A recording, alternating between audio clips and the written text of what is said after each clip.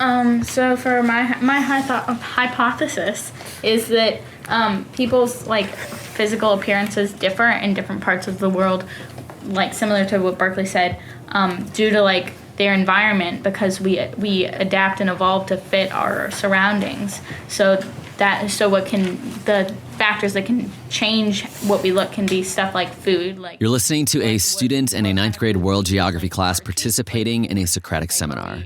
She's in a small circle with about 8 other students participating in the discussion with her, and they're surrounded by the rest of their classmates on the outer circle observing the inner circle having the discussion. It's the beginning of the discussion, and students one by one are sharing thoughts, visual aids, and a hypothesis about a central question. In this case, it's the question, why do people around the world have different skin tones? What changes people in different parts of the world to look like what they look like.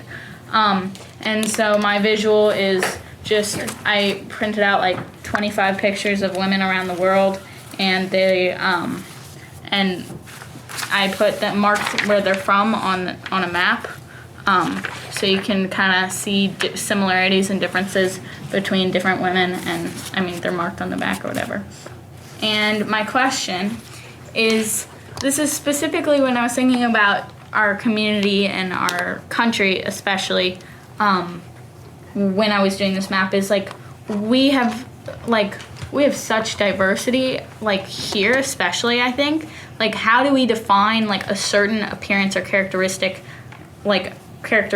appearance by like countries or land areas? If we like if I look around this room, I'm like, oh, we look so different. What do I define as American? Like who's American in here? Like who looks American? I don't know like how you answer that question, because I think it's complex. But that's my question. Elliot. You're listening to Stories from the Classroom, and in this episode, we go into Chalimar Chieza's 9th grade world geography class and listen in on their Socratic seminar. I talked to Chalimar all about how she structures and facilitates the Socratic seminars in her class.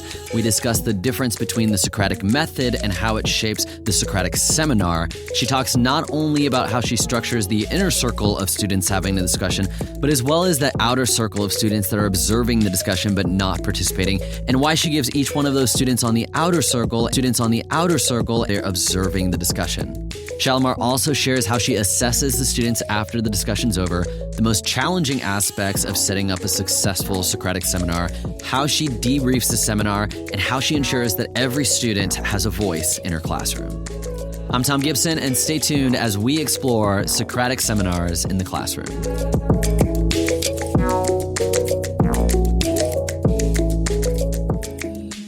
Hey, that was a clip from an episode of my podcast, Stories from the Classroom. If you'd like to listen to the rest of that episode, I've gone ahead and linked to it in Apple Podcast and Spotify and Stitcher and wherever podcasts are available in the description.